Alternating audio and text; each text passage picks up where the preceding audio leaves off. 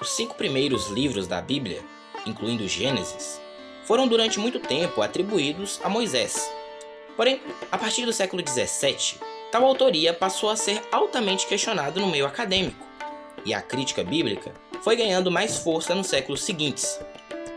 Atualmente, a visão acadêmica predominante é de que o Gênesis não foi escrito por Moisés, mas foi sim um compilado de várias fontes ao longo dos séculos X a 5 a.C. O Gênesis, como o restante do Pentateuco, é uma combinação de documentos provenientes de diferentes épocas, lugares e visões teológicas. Mas será que isso é mesmo verdade? Temos provas o suficientes para crer que o Gênesis foi escrito por Moisés? O Gênesis é um livro da autoria do segundo milênio a.C. ou do período pós-exílico? Será que a crítica bíblica está certa? Temos indícios o suficiente para acreditar que o Gênesis foi uma compilação de várias fontes? Seja muito bem-vindo ao canal Estudando a Bíblia, e esse foi um vídeo especial em que nós vamos tratar sobre a autoria do livro de Gênesis. Iremos responder à crítica bíblica, iremos argumentar o porquê nós temos bases sólidas para afirmar que Moisés foi o autor do livro de Gênesis. Vale lembrar, pessoal, que esse vídeo deu bastante trabalho para ser concluído, tanto a pesquisa como a edição, e a única coisa que nós pedimos em troca é o seu feedback, curtindo, se inscrevendo e deixando comentário, pois desse jeito você ajuda o algoritmo do YouTube a recomendar esse tipo de vídeo para mais pessoas.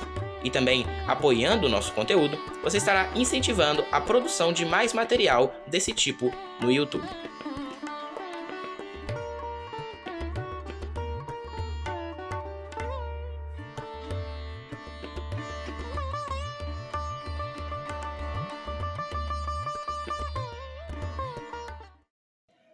A chamada hipótese documentária, também conhecida como teoria das fontes ou simplesmente hipótese JEDP, surgiu no século XVIII e foi se tornando por um bom tempo a explicação dominante para a origem do Pentateuco, os 5 primeiros livros da Bíblia. Essa teoria propõe que esses livros não foram escritos por Moisés, mas formados a partir da junção de diferentes documentos independentes, que teriam sido escritos em épocas distintas, por autores distintos, em regiões diferentes de Israel. Tal proposta ganhou força com teólogos alemães como William de Etch, Julius Hellhausen e o filólogo Hermann Upfield, e teve impacto profundo nos estudos bíblicos modernos. Mas quais são os argumentos dessa hipótese? Primeiro, os estudiosos notaram que o nome de Deus varia ao longo dos textos. Às vezes Deus é chamado de Elohim, outras vezes de Yahvé, ou Senhor. Isso, para eles, seria um sinal de múltiplas tradições. Outro ponto são os chamados duploides, que são histórias repetidas, muitas vezes com detalhes diferentes, como se houvessem 2 relatos sobre o mesmo evento, justapostos lado a lado. Além disso, os críticos identificam mudanças bruscas no estilo literário, descontinuidade narrativa e até mesmo contradições internas. Isso sugeriria, segundo essa teoria, que o texto foi costurado a partir de formas diferentes, nem sempre perfeitamente harmonizadas. Com base nisso, os defensores da hipótese passaram a identificar 4 documentos principais. A fonte J, já vista, datada de por volta de 950 a.C., do reino de Judá. Ela utiliza o nome Yahvé para se referir a Deus e retrata um Deus mais próximo, mais antropomórfico, que conversa diretamente com seres humanos. A fonte E, Eloísta, seria de cerca de 100 anos depois, no Reino do Norte. Aqui, nós vemos um Deus mais distante, que se revela através de sonhos ou anjos, e ele é chamado de Elohim. A fonte deuteronomista dataria do período da reforma religiosa do rei Josias, por volta de 620 a.C. O seu foco está na aliança com Deus e na obediência à lei. Já a fonte sacerdotal, a fonte P, seria atribuída ao período pós-exílio da Babilônia. Ela é mais formal, mais detalhada e mais preocupada com rituais, pureza, genealogia e leis. Segundo Julius Hellhausen, uma das figuras centrais na formulação dessa teoria, essas fontes não apenas vieram de lugares e tempos diferentes, mas refletem diferentes estágios da religião israelita. Ele escreve: as fontes refletem diferentes estágios do desenvolvimento religioso de Israel.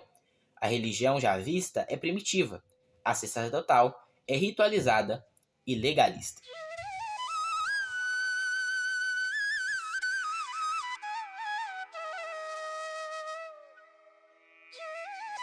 Essa forma de olhar para a Bíblia ignora totalmente o que o próprio texto afirma ser: uma revelação sobrenatural, direta, vinda de Deus. Ela trata o conteúdo da fé como se fosse apenas o resultado de construções humanas e culturais. E isso não é uma conclusão baseada em evidências, mas numa escolha filosófica prévia, a de rejeitar o sobrenatural desde o início. Como resume o teólogo Gleason Archer, a hipótese documentária não nasceu da evidência textual, mas de uma filosofia que recusa admitir a revelação sobrenatural e prefere explicar a religião bíblica como produto da evolução cultural. Em outras palavras, a crítica não parte do texto em si, mas de uma visão de mundo que já decidiu que Deus não fala com os homens. Então, qualquer revelação precisa ser explicada como se fosse uma invenção. Além disso, se o Gênesis e os outros livros da Torá não fossem escritos por um profeta ou alguém com autoridade divina, mas sim costurados por diversos autores com ideias até mesmo contraditórias, como poderíamos confiar nesse texto? Como poderíamos confiar na Bíblia? Se o autor é múltiplo e desconhecido, como nós podemos afirmar que ele é inspirado por Deus? No fundo, essa teoria acaba relativizando o conteúdo bíblico, não porque tem evidências, mas porque ela já parte de uma filosofia que exclui o sobrenatural antes mesmo de analisar os fatos.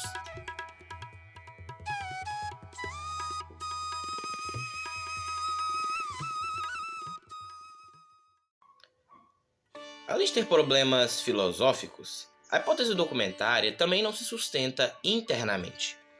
Um dos sinais disso é que nem os próprios defensores conseguem chegar a um acordo. Onde que começa e termina cada fonte? Ninguém sabe ao certo. A falta de consenso é tão grande que, com o tempo, surgirão ainda mais supostas fontes além das 4 originais. Por exemplo, as fontes L, K, N, S, R e até mesmo subdivisões como J1, J2, P1 e P2. Cada estudioso cria a sua própria versão. Isso só mostra que a teoria não está baseada em evidências sólidas, mas sim em especulações que mudam de pessoa para pessoa. A proliferação de fontes criadas para explicar os textos tornou o método autodestrutivo. Cada estudioso propõe as suas próprias divisões, tornando impossível qualquer consenso real. Outro problema é o modo como esses estudiosos tentam encaixar essa teoria no texto bíblico. Para que essa teoria funcionasse, o texto precisaria ser mutilado, quebrado e rearranjado de maneira tão forçada que ele perderia totalmente a sua beleza literária e a sua coerência natural. Versículos são cortados no meio, pedaços de capítulos diferentes são misturados e atribuídos a autores distintos, criando uma colagem artificial que só funciona na cabeça de quem criou aquele arranjo. A única maneira de fazer a hipótese funcionar é separando o texto de maneira tão forçada que qualquer beleza literária ou integridade do texto original se perde. Faz sentido pensar que um texto tão coeso e bem construído como o livro do Gênesis seria fruto de uma colagem confusa de autores que até mesmo discordavam entre si? Não seria muito mais razoável acreditar e aceitar que ele foi escrito por um único autor, com consciência daquilo que estava fazendo, do que imaginar um processo tão caótico e improvável? E tem mais uma contradição curiosa aqui.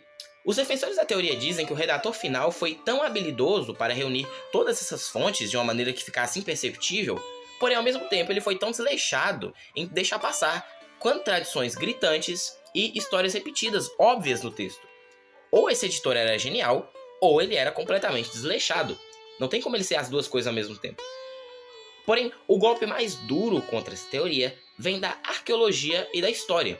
Não existe nenhuma evidência externa da existência dessas fontes. Nenhum fragmento, nenhum manuscrito separado, nenhuma citação histórica. Os documentos mais antigos que temos do Pentateuco, como os manuscritos do Mar Morto, já apresentam o texto como uma unidade completa, sem qualquer sinal de colagem ou edição posterior.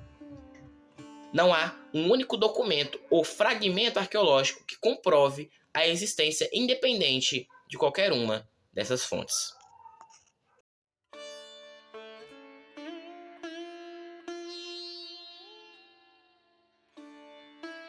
Um dos pilares da hipótese documentária é o argumento de que os diferentes nomes para Deus, usados no Pentateuco, indicariam autores diferentes.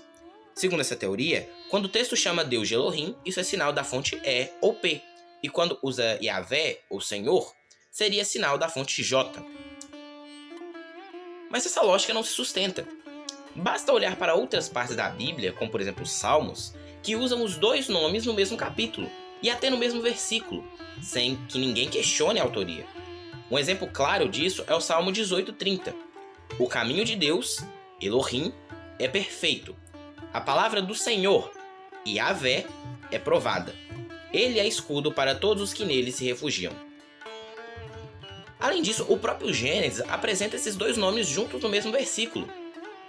Bendito seja o Senhor, Yahvé, o Deus, Elohim, de Sem. Porque o Senhor teu Deus, Yahvé Elohecha, a mandou ao meu encontro. Ou seja, usar nomes diferentes para Deus não significa autores diferentes. Na verdade, esses nomes têm significados distintos e aparecem de acordo com o contexto. O nome Elohim é mais formal e enfatiza Deus como o Criador soberano do universo. Já Yahvé é o nome pessoal de Deus, usado quando se trata da aliança, misericórdia e o relacionamento de Deus com o seu povo. Como explica o estudioso Humberto Cassuto, a distinção entre Elohim e Yahvé é estilística e teológica. Elohim aparece geralmente em contextos universais e formais. Yahvé, quando se fala da aliança e relação pessoal com Israel. Outro argumento usado pela teoria são os chamados duploides, histórias que são repetidas com pequenas variações. Porém, é bom lembrar que nem toda história repetida indica contradição ou duplicação. Por exemplo, quando Deus manda Noé levar um par de cada animal e depois menciona que ele envie 7 dos animais puros, não tem conflito nenhum ali. Primeiro Deus dá o plano geral e depois ele dá o detalhe. Isso é um progresso na narrativa, não uma confusão. O mesmo vale para os episódios em que Abraão mente sobre Sara ser sua esposa. Embora os eventos sejam parecidos, os personagens, locais e consequências são diferentes. Um acontece no Egito, o outro com Abimeleque. Um termina com punição e o outro com misericórdia. São dois episódios distintos que reforçam um tema teológico, a fé imperfeita de Abraão. Agora, quanto a Gênesis 1 e 2, muitos dizem que são dois relatos contraditórios da criação. Porém, isso também não faz sentido. O capítulo 1 apresenta a criação do universo de ordem cósmica, enfatizando Deus como criador de tudo. Já o capítulo 2 dá uma ênfase especial ao ser humano e ao seu relacionamento com Deus. Esses dois capítulos não se contradizem, porém se complementam. Na verdade, essa técnica de repetição com ênfases diferentes era bem comum na literatura da antiguidade. Culturas como a egípcia, mesopotâmica e cananeia usavam esse recurso para reforçar temas, facilitar a memorização e apresentar o mesmo evento por múltiplos ângulos. Essa prática também aparece em textos como o Código de Hammurabi, a Epopeia de Gilgamesh e as instruções de Amenemop. Como explica Cassuto, a repetição é um recurso comum da literatura hebraica e não implica múltiplas fontes. As narrativas da criação são dois enfoques distintos, um universal, o outro humano e ético. Portanto, a presença de nomes diferentes para Deus, histórias semelhantes ou estrutura repetida não são evidência de múltiplos autores, mas sim características normais para o estilo daquela época.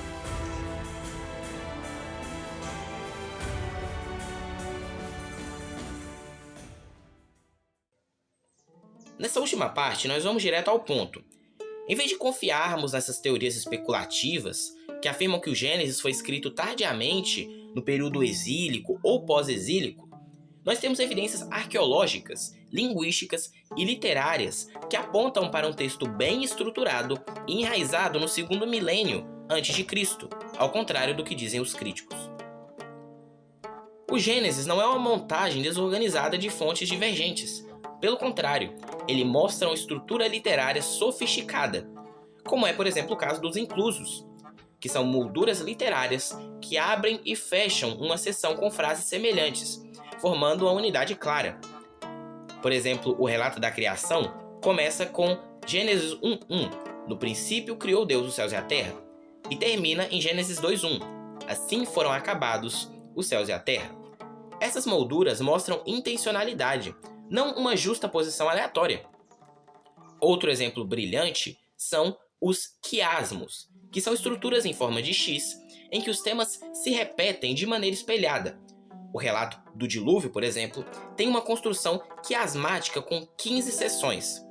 O centro dessa estrutura é o versículo 1 de Gênesis 8. Deus se lembrou de Noé. No caso, esse é o ponto alto da narrativa, uma técnica literária altamente desenvolvida. A estrutura em quiasmo do relato do dilúvio é tão meticulosa e equilibrada que não pode ser resultado da justaposição de fontes diferentes. Há uma mente literária por trás disso.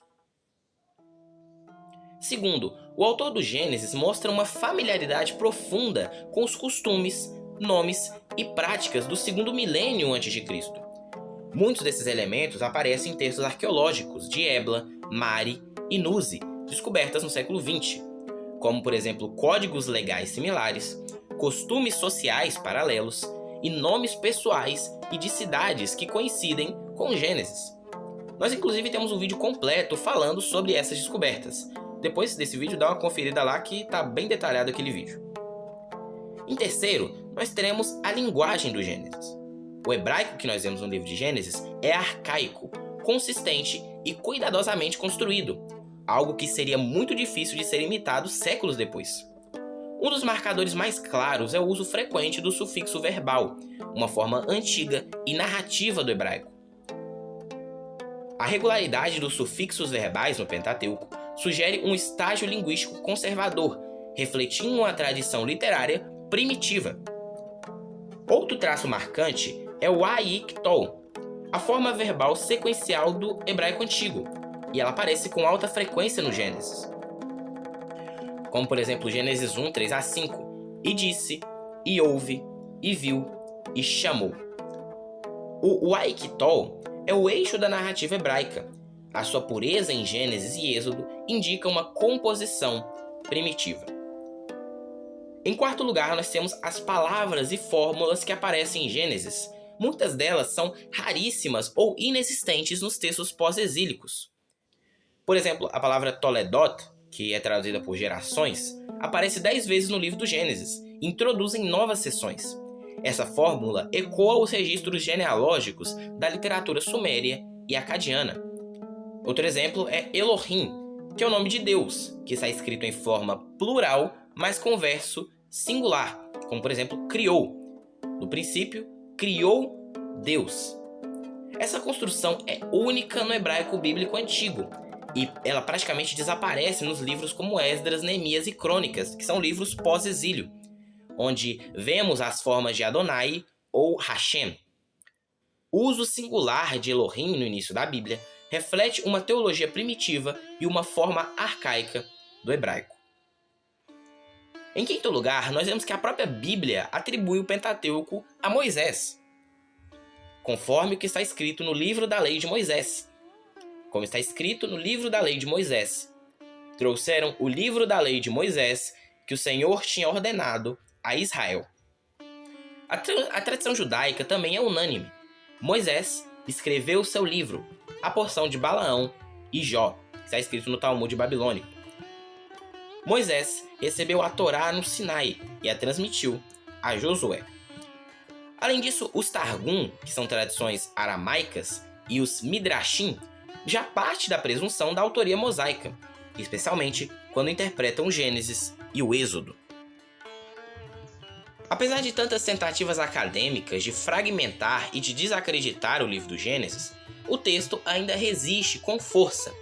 Ele mostra uma estrutura literária complexa, um hebraico arcaico e puro, um conhecimento histórico bastante preciso e uma unidade temática e religiosa. No final, o que nós encontramos é um texto vivo, coeso e intencional. Não é um produto de editores anônimos pós-exílicos, mas sim de uma tradição antiga e cuidadosamente preservada. A teoria das fontes múltiplas é mantida mais por tradição acadêmica do que por evidência textual. Muitos dos argumentos usados para sustentá-la são circulares ou subjetivos. Nenhuma outra obra antiga foi tão dissecada quanto o Pentateuco, e ainda assim ele permanece coeso, impressionante e cheio de vida. E é isso, pessoal, o vídeo fica por aqui. Muito obrigado por ter assistido até o final. Esse vídeo, como eu já disse, deu bastante trabalho, então eu peço em troca o seu like, o seu comentário e a sua inscrição, se você não for inscrito. Assim, você estará tanto incentivando a produção desse tipo de conteúdo, como ajudando a recomendá-lo para mais pessoas. Muito obrigado e até a próxima.